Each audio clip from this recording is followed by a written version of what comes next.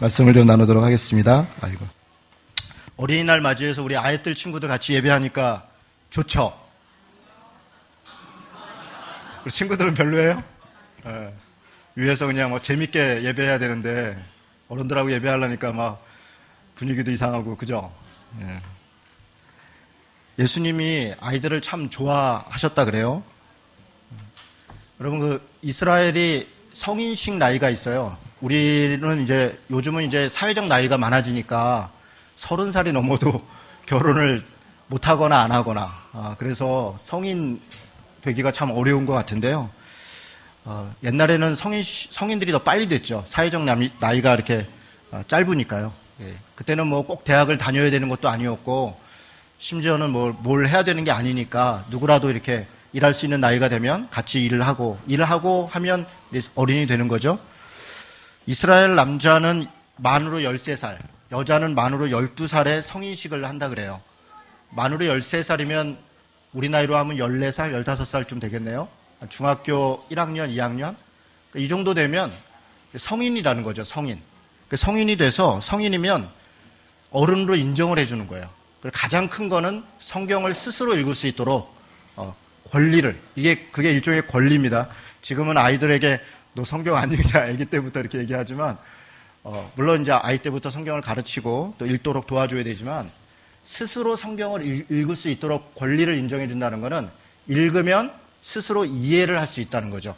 그 나이가 되면 스스로 이해할 수 있고, 또 하나님 앞에서 또 민족적으로, 국가적으로 자기가 성인으로서 져야 될 책임과 의무를 생각할 수 있는 나이가 됐다는 거죠. 그게 13살이라고 합니다.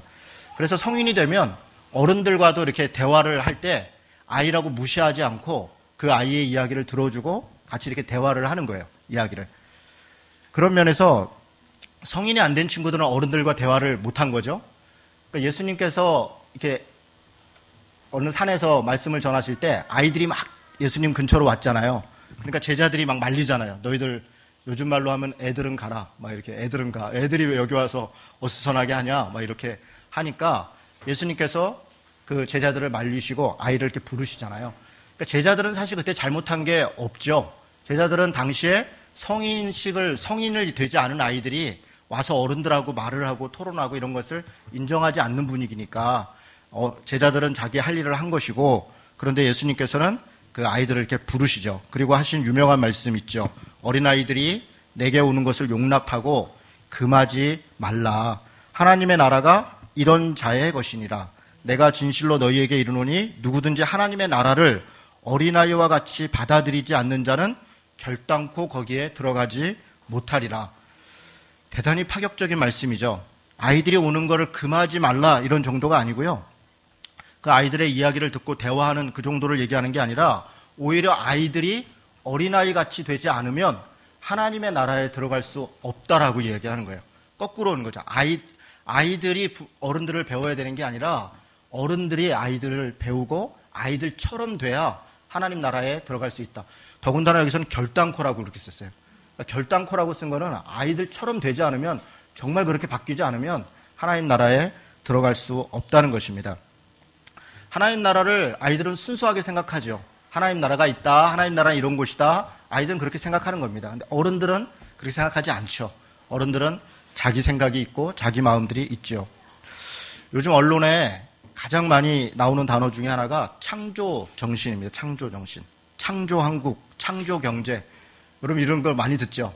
박근혜 대통령께서 당선되신 후에 이 공약할 때부터 창조 경제를 이루겠다. 그래서 심지어는 과학부를 미래창조과학부 이렇게 바꿨어요.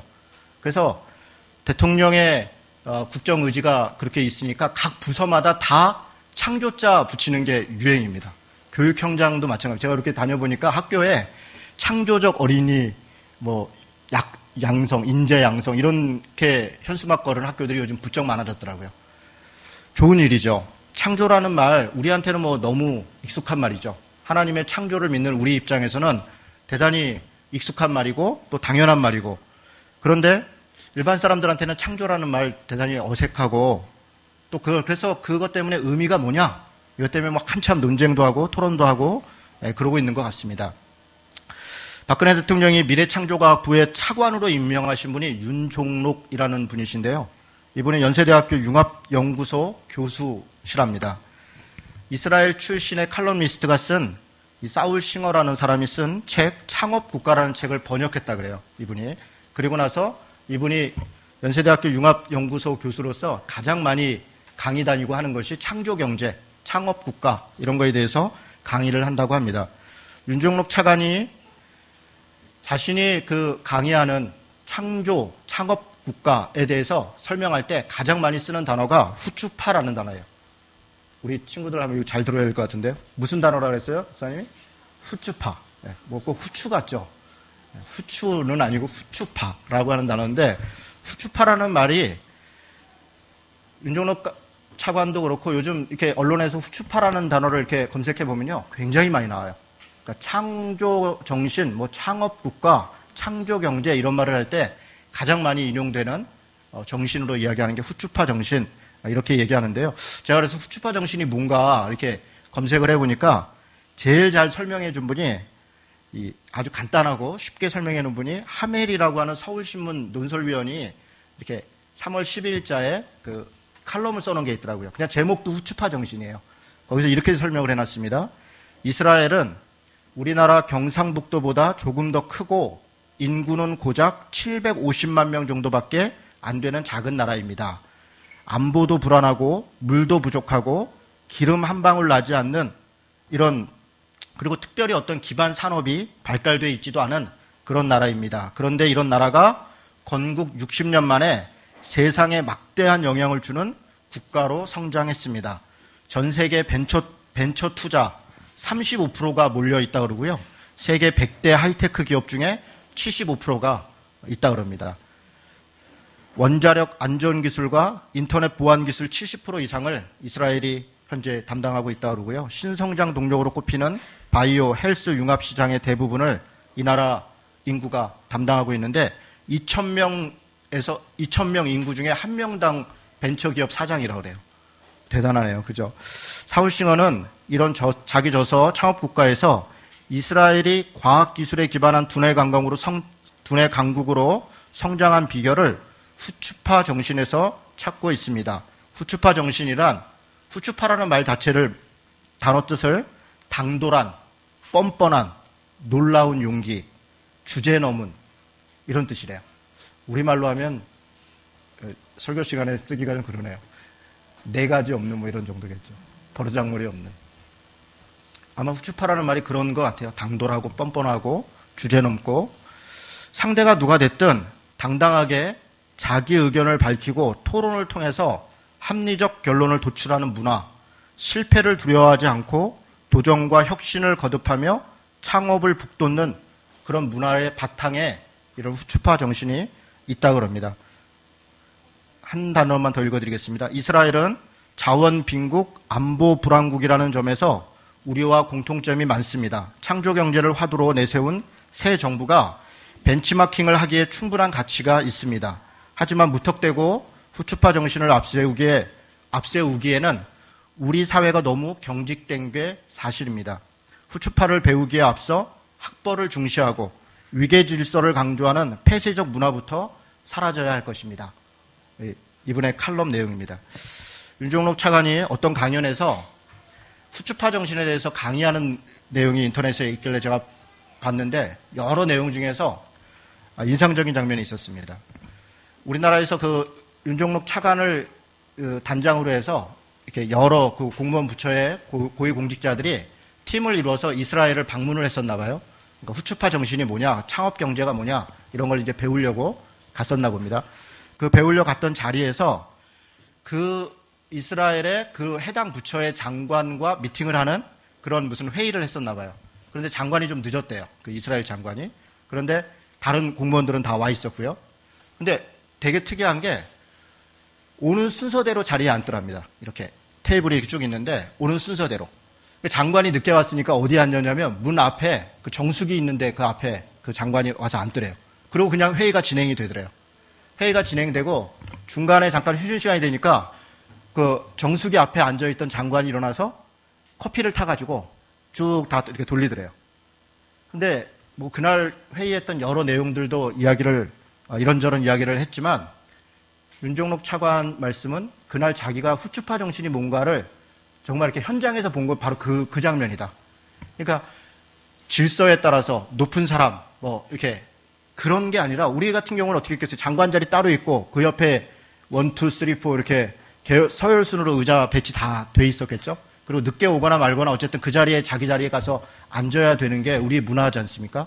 그런데 이스라엘에서 그렇게 하지 않고 그냥 오는 대로 앉고 또 자유롭게 토론하고 또 쉬는 시간이 돼서 장관이든 누구든 정수기 앞에 앉아있는 사람이 커피 타서 돌리고 그 문화, 그 자유로운 문화, 그런 자유로움 속에서 대화하고 토론하고 논쟁하고 그러니까 거기에 창조적인 것이 나올 수 있다. 이렇게 설명했다는 것입니다. 여러분, 저는 이거 참 좋은 것 같아요. 이런 면에 있어서 우리 교회도 대단히 경직돼 있죠. 그러니까 목사님, 장로님, 뭐 이렇게, 이게 이제 우리가 호칭인데, 오시면 그냥 다 늘 높은 자리에 앉아야 되죠. 그리고 목사님 한 말씀 하시겠습니다. 장로님 한 말씀 하시겠습니다. 이러고 이제 이야기를 해야 당연한 것으로 생각하는 거죠. 이런 문화가 우리 나라뿐 아니라 우리 교회에도 여전히 있는 한 창조적일 수는 없죠. 서로의 생각이 소통되기는 대단히 어렵죠. 그냥 윗사람이 얘기하면 받아 적고 그대로 진행해야 되는 그런 문화로는 어려운 거죠. 지난주에 우리 MT 했었습니다. 처음으로 이제 금요일 형제 자매 나눠서 MT 했는데요. 우리 나종산 집사님이 MT 딱 시작하자마자 첫 마디가 오늘 호칭은 다 형제님입니다. 이렇게 남자 목사, 장로, 집사 이렇게 부르지 말고 다 형제님으로 부릅시다. 근데 어색하더라고요. 교회에서 이렇게 집사님, 장로님 이렇게 부르다가 또 나이가 있으신 분한테 김영관 형제님 이러려니까 너무 이상하더라고요. 근데 이렇게 해보니까 괜찮아요. 해보니까 괜찮아요. 우리가 하지 않아서 그렇지 해보니까 그렇구나. 서로 이야기를 듣고 판단하고 비판하고 가르치려고 하지 않고 저 사람이 저렇게 생각하는구나. 그런 이야기를 듣고 이렇게 대화했는데 참 좋은 시간이었던 것 같습니다. 여러분, 후추파 정신은 인간을 하나님의 형상으로 보는, 그래서 모든 인간이 하나님 앞에서 평등하다는 정신을 내포하고 있다고 생각합니다. 우리는 나이, 계급, 지식, 성별, 지역, 신분 이런 걸로 사람을 평가하고 구분합니다. 그러나 하나님 앞에서 볼 때 인간은 동일한 피조물인 것입니다. 바울이 유대인이나 헬라인이나 종이나 자유인이나 남자나 여자나 그리스도 예수 안에서 하나인이라 이렇게 선언한 것 같은 의미일 것 같습니다. 이런 정신에 어린이들도 예외는 아닙니다. 어린아이들도 그 자체로 완벽한, 완전한 피조물입니다. 하나님의 백성이고 또 완전한 인격체이고 독립적인 존재입니다. 우리가 아이들을 가르칠 때 교회에서든 가정에서든 또 학교에서든 실수하는 게 아이들을 의존적 존재로 보는 거죠. 스스로 독립적이고 자유로운 자기 인격적 스스로 완성을 갖고 있다 생각하지 않고 내가 가르치는 대로 내가 이야기하는 대로 해야 돼 라고 생각하는 것은 실수하는 것입니다. 물론 성인이 되지 않은 아이들을 지도해야 되고 가르쳐야 될 책임이 부모에게 있죠. 그러나 성인 된 친구들이 자기 스스로 무언가를 하는 그것을 들어주고 인정해 주는 그것도 부모의 책임일 것 같습니다. 어른들에게 어린아이 같아야 된다. 예수님이 말씀하신 것은 어른들은요, 체면과 비교의식, 이해관계에 따라 자신을 할 말을 안 하거나 못합니다. 예의가 있고 성실하고 겸손해서가 아니라 체면 때문이죠. 비교의식 때문에. 내가 이 말 했을 때 나를 어떻게 볼 것인가? 내가 이 정도 위치에 되는 사람인데 이런 말을 해도 되나? 그런 것 때문에 사실은 말하지 못하는 거죠. 그런데 그 말하지 못하는 것 중에 정의와 관련된 것들, 공평과 관련된 것들, 사랑과 평화와 관련된 것들이 많이 있습니다. 아이들은 당돌하죠. 어떨 때 보면 뻔뻔하죠. 주제넘고, 그렇죠. 버릇 없어 보이죠. 그러나 그렇게 자기의 이야기를, 그게 아이들의 진짜 속마음인 거죠. 때로 버릇없게 얘기하고 당돌하게 이야기하고 아빠 이거 아니에요? 이렇게 얘기할 때 그게 그 아이의 속마음인데 너 왜 그렇게 말해? 그렇게 말하면 안 돼. 이건 내 마음이죠. 내 생각이죠. 그 아이의 이야기가 틀릴 수 있죠. 대화에서 틀린 것이 있다면 같이 이야기할 수 있지만 말하는 것 자체를 막아서는 안 될 것 같습니다. 오늘 우리가 읽은 본문에 특별한 장면이 있습니다. 여러분, 우리가 읽은 이 본문은요, 사복음서에서 유일하게 예수님의 어린 시절에 대해서 기록하고 있습니다. 예수님의 어린 시절, 마태복음, 누가복음에는요, 아기가 태어나서, 예수님의 아기 예수가 태어나서 이집트로 망명 갔을 때 한 2살 정도, 많아야 3살 정도 이야기는 아주 자세히 기록됐습니다. 그가 어떻게 태어났는지, 누가 와서 경배했는지, 어떤 어려움이 있었는지. 그런데 그러고 난 다음에 바로 어디로 뛰냐면 30살 정도 청년이 됐을 때 공생애를 시작하시더라.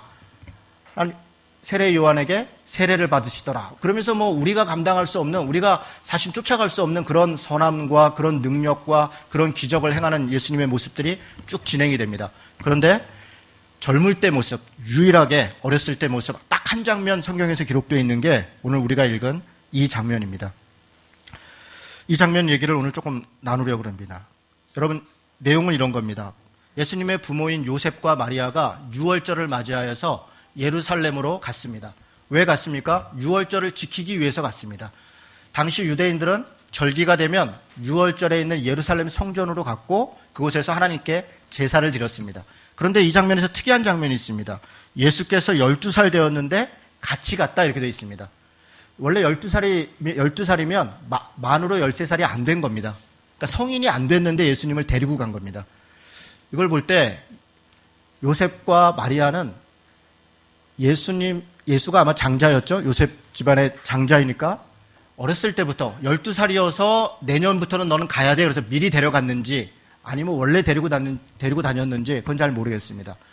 어쨌든 6월절에 그 아들인 장자를 데려간 모습을 볼 때 아이를 신앙 안에서 키우려고 노력했던 것 같습니다. 가서 바르게 예배하는 게 뭔지, 바르게 제사하는 게 뭔지, 6월절이 되면 유대인들이 이렇게 가는 거다. 아마 그것을 가르쳐 주려고 했던 것 같습니다. 당시에 나사렛 지역에 있었던 유대인들이 전부 다 6월절이 되면 예루살렘에 갔던 것도 아닙니다. 이 6월절 때는요, 우리로 얘기하면 농번기입니다. 농사 짓는 때입니다. 그래서 당시 나사렛 지역은 대단히 가난한 지역이었기 때문에 돈도 없고 가난해서도 그랬고 그리고 너무 멀기도 했고 농사일이 바쁘기도 했고 하고 있는 일들이 바쁘기도 해서 대부분은 예루살렘에 가지 못했습니다. 못했거나 안 갔거나. 그런데 예수님의 부모는 6월절이 돼서 예루살렘으로 갔습니다. 아마 신앙적인 부분을 대단히 중요히 여기고 그것을 실제로 몸으로 행했던 분인 것 같습니다. 예루살렘에 갔는데 거기서 하룻밤 자지 않고요. 일 마친 다음에 그냥 바로 그날 돌아왔습니다. 여러분, 왜 돌아왔을까요? 왜 돌아왔을까요? 사실은 가난해서 그랬습니다. 농사일이 바빠서도 그랬지만 가난해서 예루살렘에 이게 이제 대목인 거예요. 이때가 6월절 때가. 그래서 여관비가 몇 배로 뜁니다. 그래서 가난한 사람들은 거기 와서 잘 수가 없어요. 그러니까 가난한 사람들은 얼른 6월절 제사 지내고 그리고 빨리 자기 고향으로 돌아갔습니다. 여러분, 예수님도 그랬습니다. 예수님도 공생의 기간 동안에 예루살렘에 와서 예루살렘에서 주무시지 않고 대개 다 베단이라고 하는 곳에서 주무셨습니다. 감람산 너머에 있는 곳이고 왜 그랬냐면 돈이 없어서 그랬습니다. 가난한 겁니다. 그래서 그 가난한 지역에 가서 하룻밤 자고 다시 걸어가고 요셉과 마리아는 가난했지만 그러나 신앙을 중요하게 여겼고 자기 자녀들을 신앙 안에서 키우는 일을 게을리하지 않고 최선을 다했던 그런 모습이 있습니다. 그러고 나서 돌아갔는데 하룻길 정도 지나갔는데 예수가 없어졌어요. 어디 갔나? 여러분, 이 장면 우리가 특이합니다. 아니, 애를 손을 붙잡고 가야지 부모가 애를 왜 하룻길이나 가서 모를까? 그럴 수 있습니다. 이때 당시에는 가족 단위로 가는 겁니다. 여러 마을 사람들이 함께 움직입니다. 더군다나 12살쯤 되면 이제 성인식 앞둔 친구인데 부모가 뭐 손잡고 다니는 게 아니라 자기 친구들끼리 다니기도 하고 혹은 다른 분들하고 섞여 가기도 하고 그래서 그냥 같이 가려니 그리고 간 겁니다. 가서 보니까 애가 없네. 다시 돌아갔습니다. 열심히 찾아다녔습니다. 사흘간 찾았다 그랬습니다. 가는데 하루, 오는데 하루, 그러니까 아마 하루 정도 찾았을 것 같습니다. 어디에 있었습니까? 예루살렘 성전에 있었습니다. 대단히 뜻밖입니다. 예수께서 예루살렘 성전에 있었고 뭐라고 있었냐면 당시에 율법을 가르치고 있던 교사들, 랍비들과 대화를 하고 있었습니다. 그런데 그 장면이 되게 특이합니다. 46절에 보니까 사흘 후에 성전에서 만난즉 그가 선생님들 중에 앉으사 그들에게 듣기도 하고 묻기도 하고 그냥 앉아서 이렇게 듣고만 있는 게 아니라 묻기도 하고, 그러니까 토론을 하고 있는 거예요. 대화를. 그런데 듣는 자가 다 그 지혜와 대답을 놀랍게 여기더라. 여러분, 이 장면은 우리가 두 가지로 대체적으로 생각합니다. 하나는 예수님은 하나님이니까, 율법을 하나님이니까 잘 알고 계시고, 그래서 랍비들한테 아마 가르쳐줬고, 예수님의 하나님 되심을 드러낸 장면이다. 이렇게 해석하는 경우가 많이 있습니다. 뭐 일리가 있습니다. 또 하나는 조금 버릇없는 장면이다. 왜 애가 어른들하고 같이 대화하고 이렇게 했냐. 이렇게 두 가지로 해석을 합니다. 그러나 제가 볼 때 이것은 그런 장면이 아닙니다. 오늘 우리가 전반부에 얘기했던 후추파 정신과 관련이 있는 겁니다. 12살 너 몇 살이냐? 아마 그렇게 물었을 수도 있고 물었지 않을 수도 있고, 아마 이렇게 보면 성인식 정도 했나 보다. 당시에 유대인 랍비들은 성인식이 지난 아이들과 자연스럽게 대화하는 게 이게 자연스러운 겁니다. 아이들이라고 해서 상대를 안 해주는 게 아니라 누구라도 와서 뭔가를 묻고 얘기하면 너는 어떻게 생각하니? 너는 어떻게 생각하니? 이렇게 같이 이야기하는 게 자연스러운 거예요. 그 장면을 보여주는 것 뿐입니다. 여러분, 그 이후에 요셉과 마리아가 와서 너 어린애가 여기에 왜 있어? 어른들 앞에서 감히 버릇없이 이렇게 평가하는 장면이 없습니다. 그렇죠? 요셉과 마리아가 놀란 것은 너 부모가 놀래는데 왜 말도 안 하고 여기 왔어? 그거 나무란 거지. 너 어른들하고 여기서 버릇없이 왜 대화하고 있어? 그렇게 얘기한 게 아닙니다.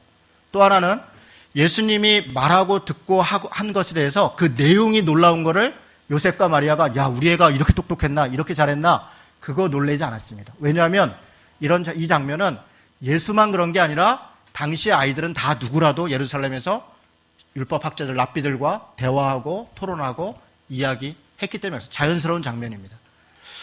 여러분, 이 장면이 참 저는 특이합니다. 왜 이 장면을 여기다 넣어놨을까요? 성경에서 어린 장면을, 예수님이 여러 장면들이 있을 텐데 왜 이 장면을 했을까? 저는 우리 아이들을 이렇게 키워야 된다는 것을 가르쳐주고 싶었던 게 아닌가. 우리 아이들이 자신 있게 자기의 이야기를 하고 자기 주장을 하고 자기 말을 할 때 어른들이 그 얘기를 들어주고 같이 대화하고 일리가 있으면 일리가 있다, 맞으면 맞다, 틀리면 틀리다, 이렇게 얘기해 줄 수 있는 게 그게 교육이 아닌가. 저는 이 장면을 통해서 그런 배움을 갖습니다. 예수님께서 이야기하십니다. 어찌하여 나를 찾으셨습니까? 내가 내 아버지 집에 있어야 될 줄을 알지 못하셨나이까. 그 부모가 그 하신 말을 깨닫지 못했더라. 여러분, 이 말씀 어떻게 느껴집니까? 버릇없게 느껴집니까? 내 아버지 집에 내가 있어야 할 줄을 당신들이 알지 못했습니까? 예수님은 하나님이니까 부모를 함부로 대했다, 이렇게 느껴지십니까? 아니요, 여러분, 이제 그런 장면이 아닙니다. 예수님은 자기가 누구인지에 대해서 정확히 인식하고 있었습니다. 그것은 대단히 중요한 것입니다. 나이가 몇 살이든 간에 자기가 누구인가, 내가 무엇을 믿는가, 내가 무엇을 하려고 하는가, 내가 어떻게 살아야 되는가 라고 하는 자기 정체성을 분명히 갖는 것 대단히 중요합니다. 예수께서 버릇없게 행한 것이 아닙니다. 51절은 이렇게 얘기합니다. 예수께서 그 부모와 함께 내려가사 나사렛에 이르러 순종하여 받드시더라. 그러니까 예수님은 부모에게 순종했고 그들을 받들었습니다. 후추파 정신, 당돌하고 뻔뻔하고 뭐 좋습니다. 그러나 그것이 예의가 없고 겸손하지 않고 그것을 얘기하는 것은 아닙니다. 질서를 지키고 예의가 있고 겸손한 것, 그것은 당연한 것입니다. 그러나 그러면서도 우리는 자기가 해야 될 이야기를 하고 또 자기가 말해야 될 것들을 말할 줄 아는 것, 그것이 또 중요합니다. 이것이 양극단으로 가서 순종하는 친구들은 그냥 늘 듣기만 하고, 사실 것이 겸손을 가장한 혹은 순종을 가장한 자기 속에 안에 끓고 있고 자기 안에서는 자기 얘기를 하지 못하는 그런 모습인 경우가 사실은 많이 있습니다. 또 한편으로는 좀 이렇게 뻔뻔하고 당돌한 친구들은 예의가 없는 경우가 많습니다. 겸손하지 않은 경우가. 그러나 여러분, 예수님에 대해서 우리가 또 오해하는 것 중에 하나가, 이 성경이 그렇게 기록해서 그런데요, 예수님이 바리새인이나 혹은 사두개인이나 혹은 대제사장하고 대화할 때 우리 성경은 좀 반말투로 되어 있습니다. 뭐뭐 했느냐, 이 독사의 자식들아. 근데 사실은 다 존대어입니다. 근데 우리 어감으로는 존대어죠. 그러니까 영어도 그렇고 히브리어도 그렇고 헬라어도 그렇고 존대어가 없습니다. 다 똑같이 이렇게 똑같은 말입니다. 그러니까 억양과 제스처를 통해서 그 존대와 겸손의 모습이 나타날 뿐이지 언어 자체에 존댓말이 없습니다. 우리나라 말 말고 또 존대어가 있는 나라가 있겠죠. 저는 잘 모르겠는데 아마 있겠죠. 근데 되게 특이한 경우라 그럽니다. 우리나라처럼 이렇게 존대어와 존대어가 아닌 게 구분되어 있는 것은, 여러분, 우리가 다른 사람에게 겸손하고 예의 있게 행하는 것 필요하지만, 그러나 예수님처럼 때로는 해야 될 말, 정확하게 자신의 의사를 전달해야 될 거 전달하고 말하고 그것이 허용되고 하는 그런 문화가 우리에게 필요한 것 같습니다. 우리 마지막으로 52절을 읽도록 하겠습니다. 같이 읽겠습니다. 시작. 예수는 지혜와 키가 자라가며 하나님과 사람에게 더욱 사랑스러워 가시더라. 아멘. 작년 어린이날 때도 똑같은 본문으로 말씀을 전했었습니다. 이 52절을 가지고 제가 4가지 방향의 교육이라는 제목으로 말씀을 나눴었는데요. 저는 이 말씀이 우리 아이들을 어떤 방향으로 어떻게 교육할 것인가를 잘 표현해주고 있다고 생각합니다. 사실 이 52절의 말씀은 사무엘을 표현할 때 했던 말을 그대로 옮겨온 겁니다. 사무엘이 하나님 앞에서 지혜와 키가 자람에 따라 이렇게 자라더라, 이런 얘기를 그대로 가져온 말씀인데요. 첫째는 지혜입니다. 지혜가 자라야 됩니다. 우리가 아이들을 키울 때 지혜가 자라도록, 지혜는 지성입니다. 솔로몬에 대해서 오해 중에 하나가요, 그가 받았던 지혜는 원래 원문상은 듣는 귀입니다. 듣는 마음. 그러니까 성경에서 지혜를 얘기할 때 뭐가 지혜라고 얘기하냐면 하나님의 말씀을 듣는 것입니다. 하나님의 뜻을 분별하는 것. 그것은 통찰력입니다. 이 시대를 살아갈 때 무엇이 옳은가, 무엇이 그른가, 어디로 가야 되는가, 무엇을 해야 되는가, 통찰력을 키워주는 것이 가장 중요합니다. 아주 수동적인 아이들은 사실은 통찰력을 갖기가 어렵습니다. 창조적인 친구들이, 조금 당돌하고 좀 뻔뻔하고 자기 것들을 주장할 줄 아는 친구들이 그런 것들을 반복적으로 경험을 통해서 통찰력을 갖게 됩니다. 지혜를 갖게 되는 것입니다. 물론 이 말에는 지식도 있습니다. 아이들이 세상을 살아가면서 필요한 것들, 그 나이 때 공부해야 될 거 공부하도록 해야 됩니다. 여러분, 우리가 아이를 자유롭게 키운다고 해서 공부를 안 시키는 게 능사인가? 그렇지 않습니다. 그 나이 때 그 시절에 배워야 될 걸 배우도록 해야 됩니다. 물론 지나치게 하는 게 문제죠. 요즘 선행학습법 금지법, 선행학습을 금지하는 법을 우리 기독교인들 중심으로 해서 일을 해서 지금 거의 이제 법제화 단계에 들어갔는데요. 지나치죠. 중학교 1학년 아이들이 고등학교 2학년 과정을 공부하고 그것을 당연하게 생각하는 문화는 사라져야 됩니다. 그러나 중학교 1학년 아이가 중학교 1학년 때 배워야 될 것을 배우지 않거나 못한다면 그것도 문제가 있습니다. 당연히 공부해야 될 때 공부할 수 있도록 돕는 것, 지혜가 있고 지식이 있도록 키워야 됩니다. 두 번째는 키가 자랐다는 겁니다. 체력입니다. 건강해야 됩니다. 한 가지만 말씀드리겠습니다. 여러분, 그리스도인들은 자기 몸의 건강을 지켜야 될 무한한 책임을 가지고 있습니다. 왜 그렇습니까? 내 몸이 내 몸이 아니기 때문에 그렇습니다. 하나님의 것입니다. 가족들의 것입니다. 이웃의 것입니다. 내 몸은 나만을 위해서 내가 주관하는 몸이 아니라 내 가족들과 함께 나누어야 되는 것이고 이웃과 나누어야 되는 것이고 궁극적으로 하나님의 것입니다. 자기가 잘못하지 않아도 병이 들 수 있습니다. 제가 병이 들면 문제가 된다 그런 이야기를 하는 게 아닙니다. 그러나 기본적으로는 자기 몸을 관리하는 데 최선을 다해야 됩니다. 건강해야 됩니다. 우리 아이들이 건강할 수 있도록 운동하고 이런 것들에 많이 관심을 가져주면 좋겠습니다. 세 번째는요, 하나님께 사랑스러워 가는 것입니다. 영성입니다. 하나님께 사랑스러워 가는 것. 하나님께서 보시기에 사랑스러워야 됩니다. 이는 말씀과 기도로 자라야 된다는 것을 의미합니다. 하나님의 뜻을 행하고 따르는 것이 필요합니다. 말씀을 읽고 암기하고 공부하는 것이 필요합니다. 예배에 참여하고 기도하고 훈련하는 것, 이런 것을 통해서 하나님이 누구신가를 알게 되고 그리스도께서 그리스도의 장성한 분량까지 우리가 이룰 수 있는 그 내용들을 알게 되는 것입니다. 마지막으로는 저는 사실 이것을 제일 강조하고 싶습니다. 사람에게 사랑스러워 가는 겁니다. 사람에게. 사회성이라고 할 수 있겠습니다. 하나님께 사랑스러워 가는데 영성이 있는데 사람들 보기에는 별로다. 여러분, 이것은 사실은 하나님 보시기에도 별로입니다.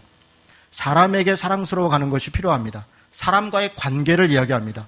예수 잘 믿고 교회 잘 다니고 공부도 잘하는데 사회성이 부족해서 다른 사람을 돌아볼 줄 모르고 약한 사람을 살필 줄 모르고 친구들과의 관계를 유지할 줄 모르고 자신의 말을 표현할 줄을 모르고 다른 사람의 말을 들을 줄을 모르면 그것을 어디다 써먹을 수 있겠습니까? 나 잘났다고 내 맘대로 사는 것, 그렇게 키우는 것 좋지 않습니다. 성실하고 능력 있어야 하지만 동시에 예의도 있고 겸손해야 됩니다. 우리 아이들이 영성도 있고 사회성도 있고 체력도 건강하고 그리고 지혜도 있고 지성도 있는 그런 아이들로 골고루 잘 키웠으면 좋겠고요. 우리 성도들께서 우리 아이들, 자기 집의 아이들이 뭐가 부족한가 한번 이렇게 살펴보셨으면 좋겠어요. 우리 아이는 공부는 잘하는데 친구들 관계가 안 좋아. 그러면 공부를 좀 적게 시키세요. 줄이세요. 그리고 친구들을 자꾸 초청하고 놀 수 있도록 기회를 자꾸 줘야 됩니다. 우리 아이는 몸은 건강하고 친구들하고 너무 잘하는데 공부하는 데는 전혀 관심이 없어. 그러면 그때 공부는 좀 시켜야 됩니다. 절제시켜야 됩니다. 우리 아이는 정말 부모님 보시기에는 너무너무 좋은데 신앙생활하는 거 너무너무 싫어해. 그러면 교회를 억지로 데려와야 되는 게 아니라 집에서 그 아이와 신앙적인 대화를 하고 아이에게 내가 신앙적인 모습에서 뭐가 부족한가. 아이는 부모를 보고 자신의 신앙을 결정할 가능성이 대단히 높습니다. 우리 아이가 신앙에 있어서 삐뚤어져 있다면 내 모습을 돌아봐야 됩니다.